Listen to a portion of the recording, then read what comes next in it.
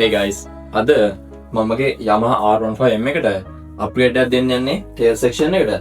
මම දැක්කා ගොඩක් online R1 වල මේ වගේ මොඩිෆිකේෂන් එකක් කරලා තියෙනවා. ඉතින් මට හිතුණා මගේ බයික් එකටත් අනිවාර්යෙන්ම මේක කරන්න ඕනේ කියලා. ඉතින් මම online ගෙනුවා ලයිව් ස්ට්‍රිප් එකක්. අපි මේක සෙට් කරමු. ඔක්කොම කලින් බයික් එක දෙට වෙයි.